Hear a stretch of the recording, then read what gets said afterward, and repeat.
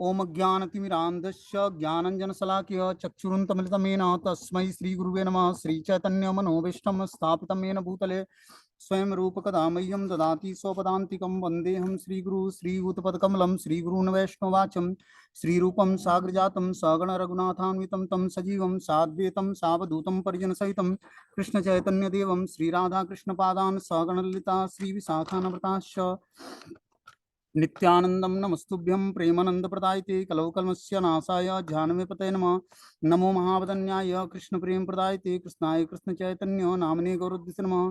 पंचतत्वात्मकं कृष्णं भक्त रूप स्वरूपकं भक्तावतारं भक्ताख्यं नमामि भक्ति शक्तिकं। हे कृष्ण करुणा सिंधु दीनबंधु जगतपतये गोपेश गोपिका कांत राधा कांत नमस्तुते तप्त कांचन गौरांगे श्री राधे वृंदावनेश्वरी वृषभानुसुते देवी प्रणमामि हरिप्रिये। वाञ्छाकल्पतरुभ्यश्च कृपा सिन्धुभ्येव च पतितानां पावनेभ्यो वैष्णवेभ्यो नमः। जय श्री कृष्ण चैतन्य प्रभु नित्यानंद श्री अद्वैत गदाधर श्रीवासादि श्री गौर भक्तवृंद। हरे कृष्णा कृष्ण कृष्णा हरे हरे, हरे राम राम राम हरे हरे। तो इसमें आज हम लोग पढ़ेंगे वैष्णव सदाचार। हम वैष्णव बनने का प्रयास कर रहे हैं तो हमारे अंदर कुछ शिष्टाचार के लक्षण होने चाहिए, ठीक है ना। क्योंकि एक साधक होने के नाते हम अपने जीवन को साधना होता है। साधना मतलब नियमों में बंधना होता है। वैष्णव बनने का मतलब है कि अपने जीवन को हम नियमों में बांध कर और उचित आचरण प्रस्तुत करें। क्योंकि समाज में हर व्यक्ति जो है, जो भगवान का रिप्रेजेंटेटिव है, वो उचित आचरण जब प्रस्तुत करेगा तो उसके आचरण को देखकर व्यक्ति भक्त बन जाएगा। प्रचार तो करता है व्यक्ति, बोलता है तब प्रचार होता है, लेकिन महाप्रभु बोलते हैं कि आचार करके ही व्यक्ति प्रचार कर सकता है। जब उसका आचरण उचित होगा तभी वो अच्छा प्रचारक भी होगा। तो बताते हैं कि वैष्णव सदाचार, ये जो मैंने पढ़ाने का प्रयास किया है, ये भक्ति रसामृत सिंधु ग्रंथ और उपदेशामृत, इन दो पुस्तकों को आधार बनाकर लिया गया है इसको। भगवान श्री चैतन्य महाप्रभु वैष्णव सदाचार संबंधी उपदेश देते हुए श्रील सनातन गोस्वामी से कहते हैं, यद्यपि तुम्हें हव जगत पावन तुम्हारा स्पर्शे पवित्र हय देव मुनिगण, तथापि भक्तेर स्वभाव मर्यादा रक्षण मर्यादा पालन हय साधुर भूषण। श्री सनातन महाप्रभु ने कहा, हे सनातन, यद्यपि तुम संपूर्ण ब्रह्मांड का उद्धार कर सकते हो और देवतागण भी तुम्हारे स्पर्श से शुद्ध हो जाते हैं, फिर भी वैष्णव आचरण का पालन करना और उसका रक्षा करना यह भक्त का एक विशेष गुण है। वैष्णव आचरण का पालन करना यह भक्त का सच्चा आभूषण है। ये महाप्रभु किसको बताते हैं? सनातन गोस्वामी बात को बोलते हैं, मर्यादा लंघन लोक करे उपहास, यह लोक परलोके तू ही है अनास। जो भी वैष्णव सदाचार का उल्लंघन करता है, संपूर्ण जगत उसका उपहास करता है, और इस प्रकार इस लोक में और परलोक दोनों ही उसका विनष्ट हो जाता है। भगवान श्री चैतन्य महाप्रभु ने वृंदावन के 6 गोस्वामी को 5 महत्वपूर्ण उपदेश प्रदान किया। इन 5 उपदेशों के आधार पर ही प्रचार हेतु नियमों की रचना की गई। ये नियम निम्नलिखित हैं।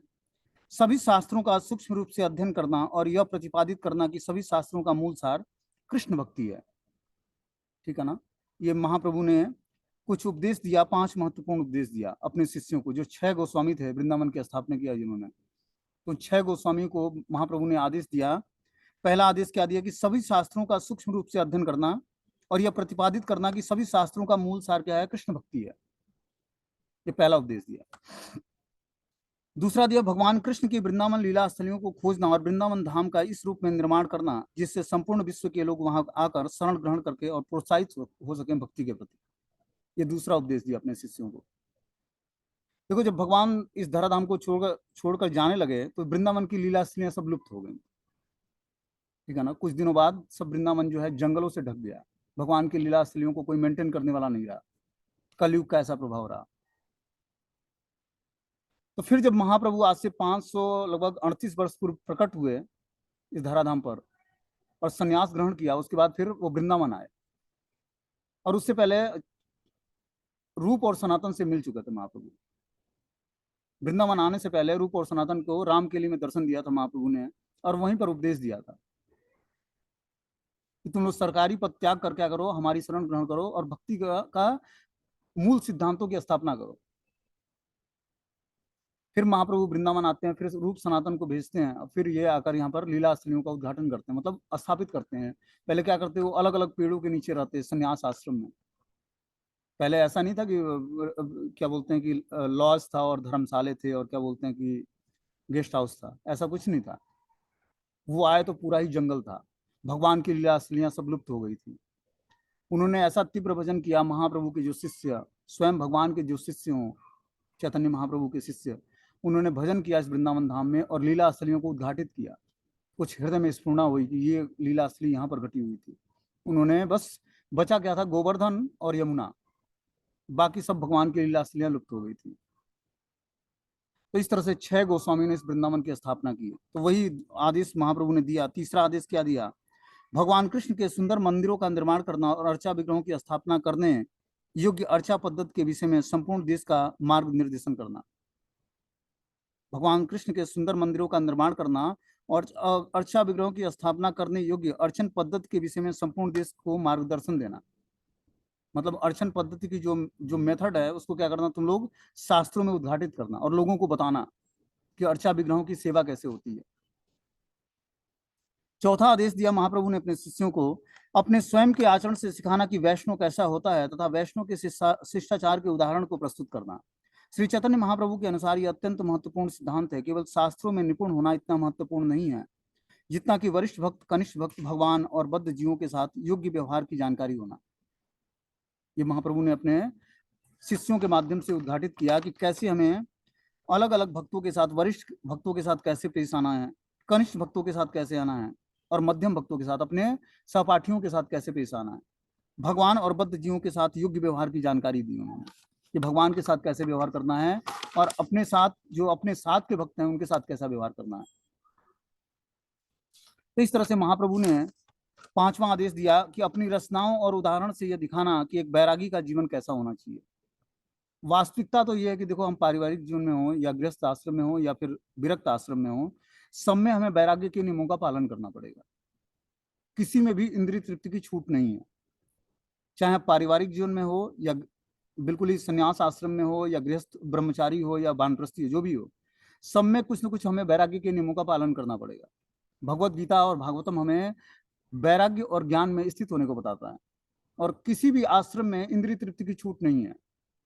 बस एक रेगुलेटेड वे में संतान उत्पन्न करने के लिए बस छूट है कि चलो गृहस्थ आश्रम में हो, आपको संतति चाहिए, इसलिए आप इंद्रिय तृप्ति करके और कृष्ण भावना भावित संतान उत्पन्न करो, बस इसके लिए। बस और दिन क्या करो, भगवत भजन में हस्बैंड वाइफ दोनों का उद्देश्य होना चाहिए भगवान की प्रसन्नता। उसकी हर एक एक्टिविटी भगवान की प्रसन्नता के लिए होनी चाहिए। ये महाप्रभु का आदेश था और भगवान कृष्ण ने स्वयं ये आदेश दिया था कि धर्म के विरुद्ध जो भी काम है वो मेरा स्वरूप नहीं है, लेकिन धर्म के अनुकूल जो कार्य है, जो काम है, वो मैं स्वयं हूं। जो कृष्ण भावनामृत संतति उत्पन्न करने के लिए जो हम स्त्री पुरुष का संबंध होता है, इसलिए होता है कि वो कुल परंपरा को आगे बढ़ाए, आगे पिंडदान करके माता पिता का उद्धार करे। इसके लिए संतति उत्पन्न करनी होती है पारिवारिक जीवन में। ठीक है ना? अब बोलते हैं कि कृष्ण भावनामृत सार वैष्णव आचरण, जो कृष्ण भावनामृत का प्रैक्टिस कर रहा है, भगवान की भक्ति करने का प्रयास कर रहा है, उस वैष्णव का आचरण क्या होना चाहिए, उसके बारे में बता रहे हैं कि भक्तों का जीवन जो है सदा सादा जीवन और उच्च विचार होना चाहिए। उसका विचार होना चाहिए उच्च और जीवन होना चाहिए बिल्कुल ही सिंपल। सिंपल ड्रेसिंग, सिंपल भोजन, लेकिन विचार, थिंकिंग उच्च होना चाहिए उसका। तब जाकर वो अच्छे तरीके से वैष्णव नियमों का पालन कर पाएगा।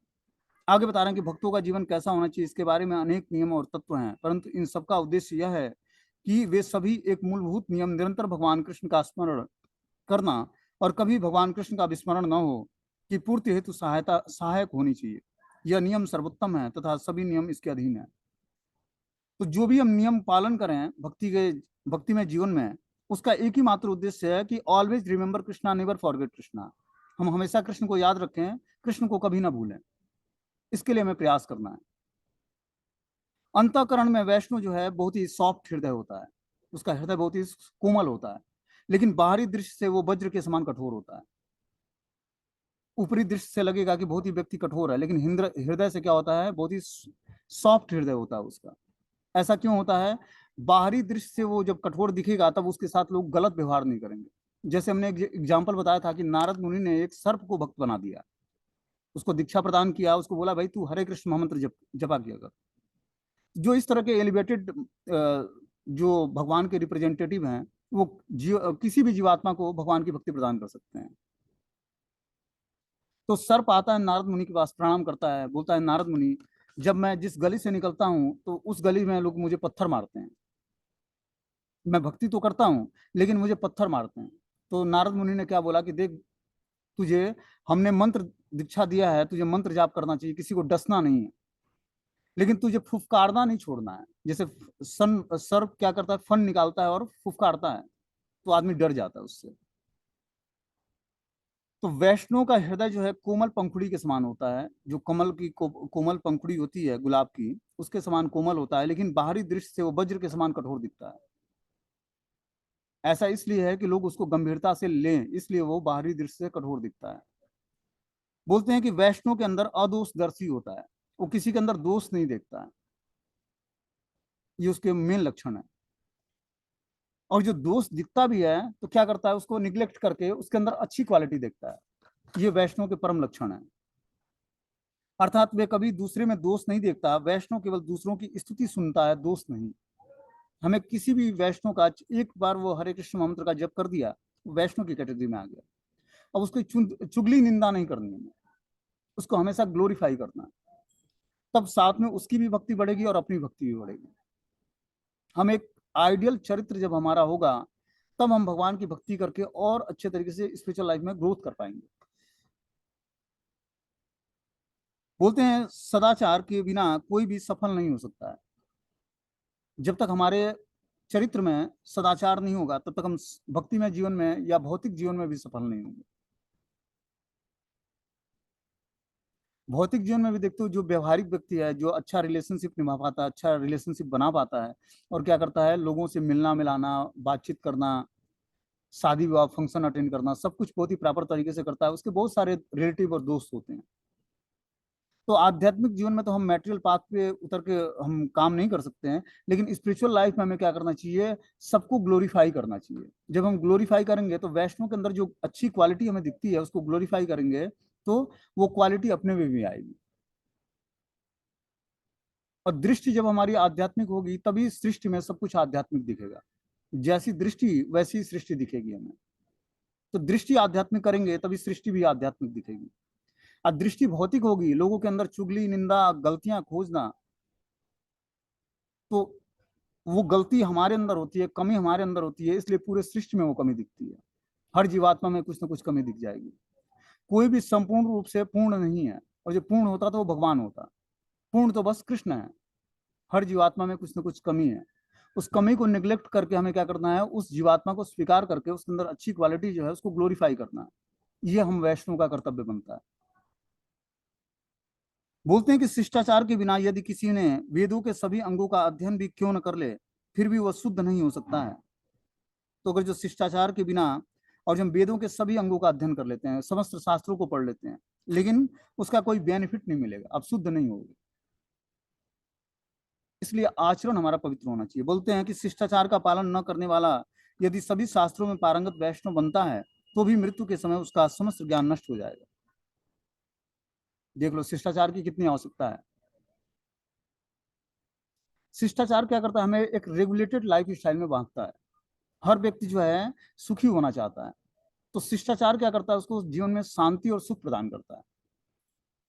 हर जगह से उसको रिस्पेक्ट देगा। जैसे तृणादपि सुनीचेन तरुरपि सहिष्णुना अमानिना मानदेन कीर्तनीय सदा हरि। ये शिष्टाचार का पहला सूत्र है।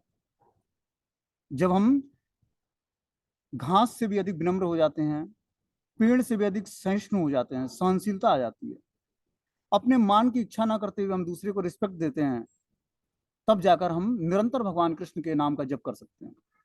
तब हमारे अंदर क्वालिटी आएगी, हम निरंतर भगवान कृष्ण के नाम का जप कर पाएंगे। ये होता है वैष्णव के लक्षण। हमें आपस में बात करना हो तो पहले हमें हरे कृष्णा, प्रभु या माता जी, दंडवत प्रणाम, ये रिस्पेक्टेड शब्द पहले बोलने होते हैं। फिर जाकर आगे हमें बातचीत करनी चाहिए, चाहे वो हमसे छोटा हो या बड़ा हो।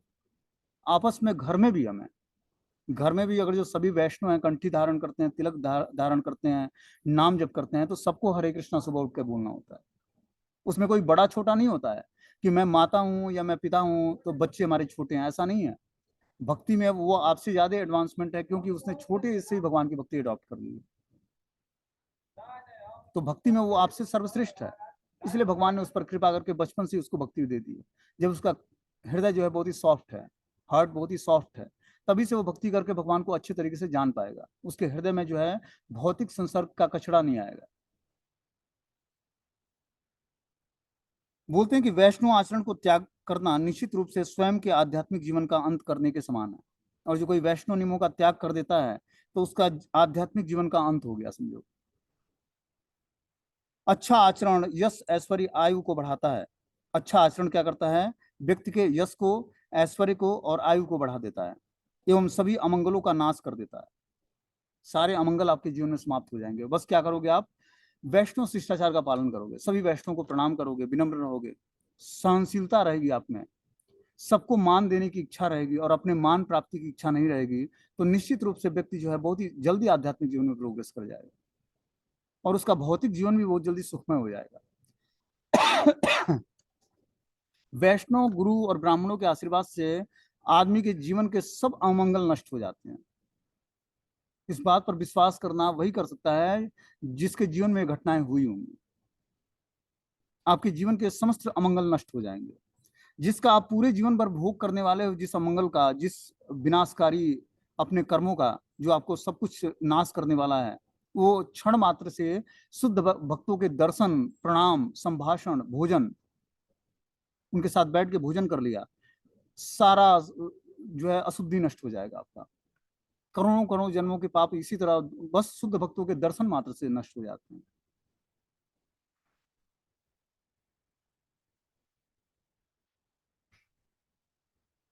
बोलते हैं कि आचार्यों का कहना है कि वैष्णव की क्या पहचान है? तो वैष्णव एक सभ्य व्यक्ति होता है, एज ए जेंटलमैन। ऐसा नहीं जेंटलमैन हम समझते हैं कि सूट बेल्ट टाई पहन के जेंटलमैन, उसका आचरण पवित्र होना चाहिए, तब वो सभ्य व्यक्ति कहलाएगा। अब मैं बताने का प्रयास करूंगा कि मंदिर में हम जाते हैं तो किन नियमों का पालन करना चाहिए। जैसे मंदिर या देवालय में जाते हैं भगवान के श्री विग्रहों का दर्शन करने, गुरु परंपरा का दर्शन करने, इष्ट आराध्य गुरुदेव से मिलने, तो हमें किन नियमों का पालन करना चाहिए? तो पहला नियम है कि हमें विनम्रता के साथ मंदिर में प्रवेश करना चाहिए। अब विनम्रता क्या होती है? विनम्रता मतलब सबको रिस्पेक्ट देना, लेकिन अपने रिस्पेक्ट की इच्छा ना करना, ठीक है ना? तो हमें क्या करना चाहिए पहले, और जब हम बाहर से जाते हैं तो गाड़ियों पे चढ़कर हमें गेट के सामने ना उतरें, ठीक है ना? पहले के समय में जो बड़े लोग थे वो पालकी से जाते थे, अब गाड़ियों से जाते हैं। तो गाड़ियों को आपको मंदिर के गेट पर नहीं लगाना है। मंदिर के गेट से कुछ दूरी पर हमें पार्किंग में लगाकर पैदल वहां से यात्रा करनी है, मंदिर में जाना है। मंदिर में गेट के घुसने के साथ ही हमें अपने चप्पल को जो है स्टैंड में लगाना है। उसके बाद वहीं पर झुक के और मंदिर के समस्त वैष्णव को वांछा कल्पतरुभ्यश्च कृपा सिंधुभ्यैव च पतितानां पावनेभ्यो वैष्णवेभ्यो नमो नमः, इस मंत्र का उच्चारण करते हुए पंचांग प्रणाम करना है, चाहे आप स्त्री शरीर में हो या पुरुष शरीर में हो।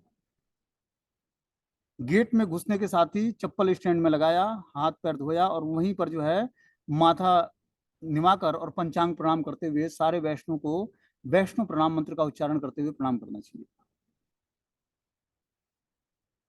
तब आपका आपकी जो है बुद्धि कंसंट्रेट, एकाग्र हो जाएगी। जैसे आप वैष्णव को प्रणाम करोगे भौतिक कलमश से सब छूट जाएगा। मंदिरों के अंदर जो वैष्णव परंपरागत मंदिर हैं, चाहे वो किसी भी संप्रदाय का हो, अपने ब्रह्म माधव गौड़ी संप्रदाय का हो या निम्बार्क संप्रदाय का हो या बल्लभ संप्रदाय का हो या श्री संप्रदाय का हो, जिस भी संप्रदाय का मंदिर हो, वैष्णव संप्रदाय का मंदिर है, हमें इन नियमों का अवश्य ही पालन करना चाहिए। मंदिर के अंदर एंट्री करते समय वहां पर दृश्य और अदृश्य रूप से बहुत सारे वैष्णव निवास करते हैं। हो सकता है आपको दिखे ना, लेकिन वैष्णव होंगे वहां पर।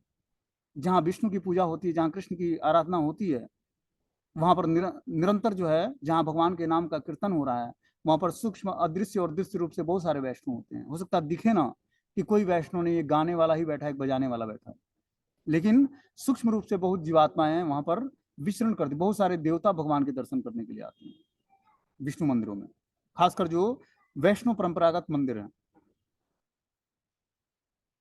अब हमने गेट से 2 कदम बढ़ाया, चप्पल स्टैंड में लगाया, वहां प्रणाम किया, वैष्णव प्रणाम मंत्र से। अब आगे बढ़ते हैं, मंदिर के प्रांगण में जाते हैं जहाँ इष्ट आराध्य गुरुदेव विराजमान है, उस मंदिर के संस्थापक आचार्य विराजमान है और भगवान के श्री विग्रह विराजमान है। उस स्थिति में हमें क्या करना चाहिए कि मंदिर के जब हम प्रांगण में एंट्री करते हैं तो गेट पे हमें नॉक करना चाहिए। नॉक मतलब कुछ आवाज करनी चाहिए, खटखटाना चाहिए गेट को, और वहीं पर हमें प्रणाम करना चाहिए। और जब हम दीक्षित भक्त हैं तो हमें क्या करना चाहिए, अपने दीक्षा गुरु का प्रणाम मंत्र और साथ में वैष्णव प्रणाम मंत्र का उच्चारण करना चाहिए।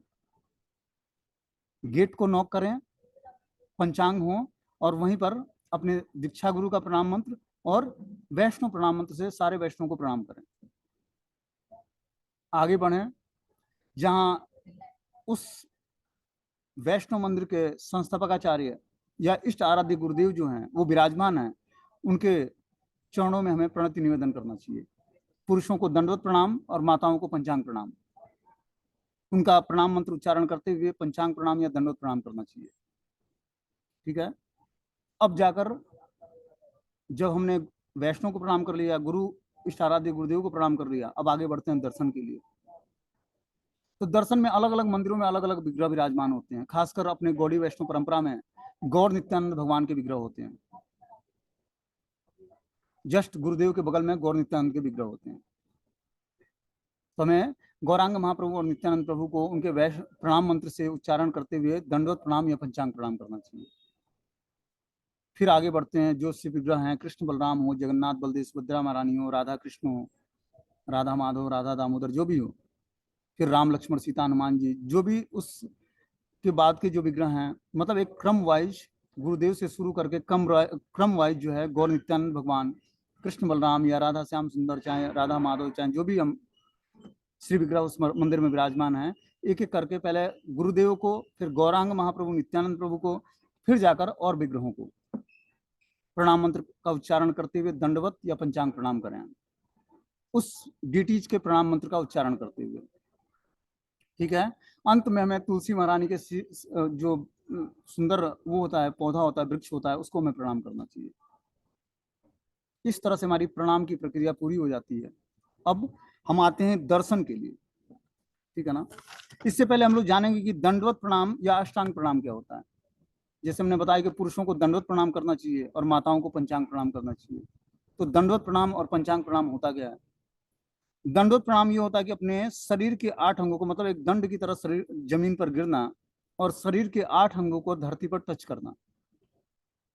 उस 8 अंगों में जो है 2 पैर, जो पैर का फ्रंट पोर्शन होता है, उंगलियों का जो होता है पोर्शन, उसको में टच करना होता है। ठीक है। 2 घुटने, छाती, 2 हाथ, मस्तक द्वारा अष्टांग प्रणाम किया जाता है। पहले हमने क्या बताया, पैर के दोनों जो उंगली का पोर्शन है उसको हमें टच करना होता है, दोनों घुटनों को टच करना होता है जमीन में, छाती को, चेस्ट को, और फिर दोनों हाथों को आगे बढ़ाते हुए सर से आगे हाथ होना चाहिए और दोनों जमीन पे टच होना चाहिए, और मस्तक को हमें क्या करना चाहिए, जमीन पर टच करना चाहिए। इस तरह अष्टांग प्रणाम करना चाहिए। अपने हाथ पूर्ण रूपेण मस्तक के आगे होने चाहिए, उन्हें छाती या मस्तक के नीचे न रखें। मतलब छाती या मस्तक के नीचे रख के प्रणाम नहीं करना चाहिए, सर के आगे हाथ होना चाहिए। मतलब पूरा स्लिम लेटे हुए होंगे आप पेट के बल, और जो है हाथ सर के आगे आगे होगा, मतलब हाथ भी पूरा खुला होगा। इस तरह से जो प्रणाम होता है, जब शरीर के 8 अंग जमीन में टच करते हैं तो उसको दंडवत प्रणाम या अष्टांग प्रणाम बोलते हैं। पुरुषों को ये प्रणाम करना होता है। जब भी वो श्री विग्रहों को या गुरुदेव को प्रणाम करें तो अष्टांग प्रणाम के नियमों का पालन करें। शरीर के 8 अंग टच होने चाहिए। पंचांग प्रणाम माताएं करती हैं। ठीक है ना। पंचांग प्रणाम अर्थात शरीर के 5 अंग, 2 घुटने, 2 हाथ और मस्तक द्वारा प्रणाम करना होता है। घुटनों के बल माथे को हम जमीन पर टच करते हैं। तो क्या करना होता है, 2 घुटने, 2 हाथ और मस्तक। इसमें भी मस्तक के आगे हमें हाथ रखना है। ठीक है ना। मस्तक के आगे हमें हाथ बढ़ाकर और झुककर प्रणाम करना है। तो इसमें भी शरीर के 5 अंग टच होंगे, इसको पंचांग प्रणाम बोलते हैं। इस तरह से हमें वेदी में उपस्थित श्री गुरुदेव और श्री विग्रहों को प्रणाम करना चाहिए। माताएं पंचांग प्रणाम करें और पुरुष लोग जो है क्या बोलते हैं कि अष्टांग प्रणाम करें। इस तरह से हमें प्रणाम करना चाहिए। वेदी से थोड़ा सा अंतर रखकर हमें दंडवत प्रणाम करना चाहिए। गर्भगृह के दोनों हाथ जोड़कर मंत्र के में प्रणाम मंत्र या महामंत्र का उच्चारण करना चाहिए। अगर जो कोई गर्भगृह में है, भगवान के अल्टर के अंदर है, और वो भगवान के पास जाता है, तो उसको हाथ जोड़कर उसको लेटना नहीं चाहिए, क्योंकि लेटेगा तो शरीर कंटामिनेटेड हो जाएगा, धूल लगेगा। तो उसको हाथ जोड़कर मन में प्रणाम मंत्र का या महामंत्र का उच्चारण करना चाहिए, भगवान को रिस्पेक्ट देना चाहिए प्रणाम मंत्र का उच्चारण करते हुए। इस तरह से हमें श्री विग्रहों का दर्शन करते समय, इष्ट आराध्य गुरुदेव का दर्शन करते समय, दर्शन करने से पहले हमें प्रणाम करना चाहिए। इस तरह से अब आगे बता रहे हैं कि जो है, अब रही बात दर्शन की, कि हम मंदिर गए हैं दर्शन के लिए, हमने प्रणाम कर लिया सारे वैष्णव को, सबको उचित सम्मान दे दिया, भगवान को भी, अपने इष्ट आराध्य गुरुदेव को भी। अब रही बात दर्शन की, हम दर्शन कैसे करें?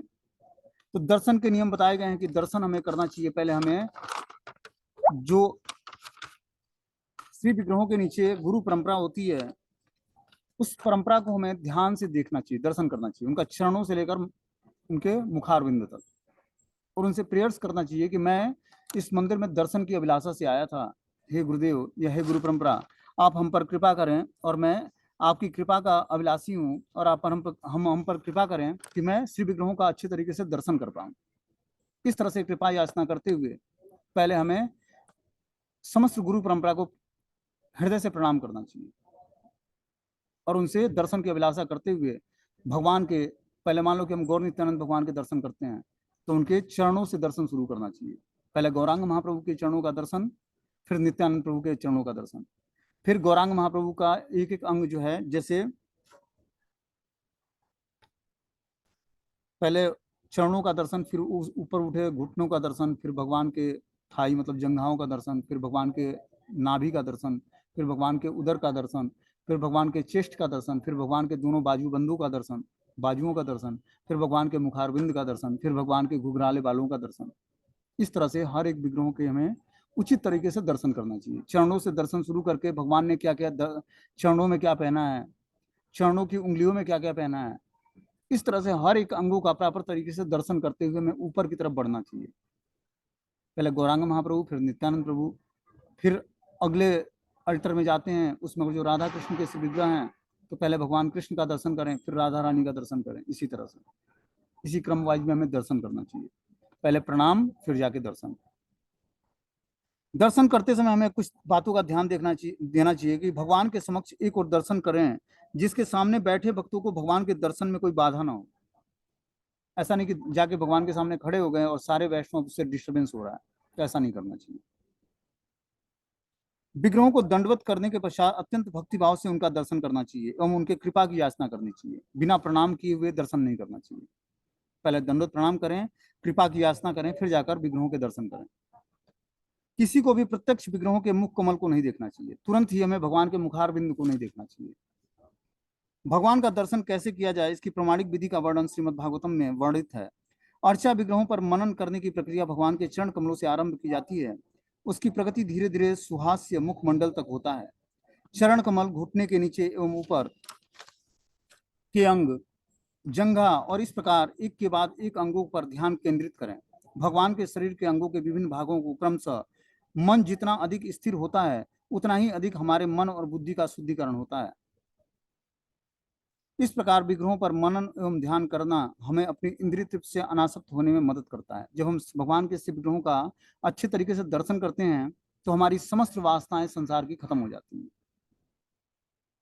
इस दृष्टि हमारी जो है पवित्र हो जाएगी भगवान के दर्शन करने मात्र से। जिस विग्रह में भगवान विराजमान है, मंत्रों की सहायता से उसमें प्रतिष्ठापित किया गया है, उसकी आराधना हो रही है, अष्टप्रहरिया भगवान को भोग लग रहा है, लीलाएं हो रही, आरती हो रही है, उस विग्रहों के दर्शन करने मात्र से क्या होता है, व्यक्ति के समस्त वासनाएं भौतिक संसार की नष्ट हो जाती हैं। दर्शन का आरंभ अपने बाईं स्थित विग्रहों से करना चाहिए। जब हम मंदिर में प्रवेश करते हैं तो बाई हाथ में जो विग्रह है उसको हमें दर्शन करना चाहिए। आगे क्रम से दाईं ओर के विग्रहों का दर्शन करना चाहिए। उदाहरण स्वरूप, यदि आप श्री राधा गोपीनाथ मंदिर में हैं तो सर्वप्रथम दर्शन गुरु परंपरा का होना चाहिए। तत्पश्चात श्री नित्यानंद प्रभु, चैतन्य महाप्रभु, श्रीमती राधा रानी, फिर श्री गोपीनाथ जी, और अंत में श्री गोपाल जी का दर्शन करना चाहिए। ये एज एक मंदिर का एग्जाम्पल दिया गया। तो जब हम अपने गोपीनाथ मंदिर में जाते हैं तो हमें किस तरह से दर्शन करना चाहिए? पहले चैतन्य महाप्रभु, फिर नित्यानंद प्रभु, फिर राधा रानी, फिर राधा गोपीनाथ का। ठीक है, तो इस तरह से हमें क्रम वाइज दर्शन करना चाहिए भगवान का। दर्शन करके, प्रणाम करके दर्शन, और दर्शन करके फिर जाकर आगे बढ़ना चाहिए।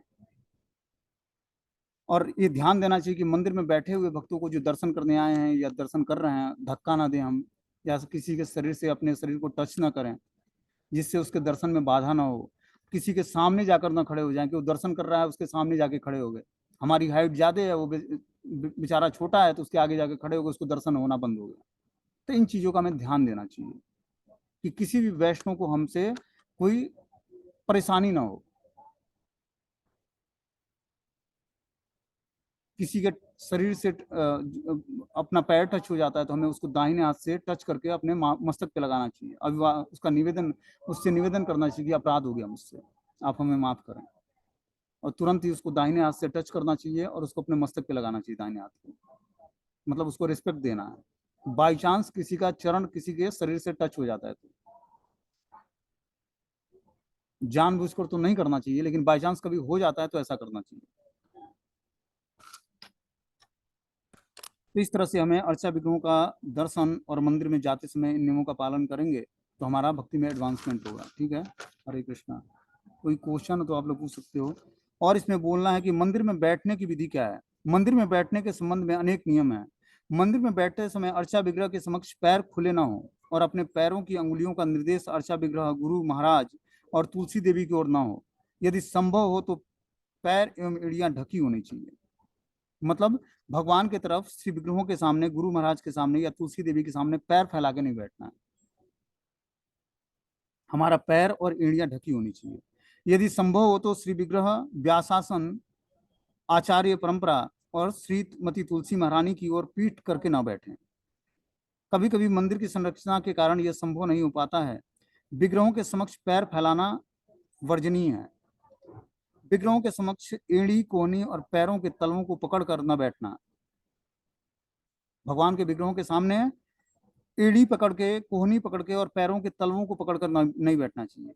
अर्चा विग्रहों के समक्ष झपकी ना लें, न ही सोएं।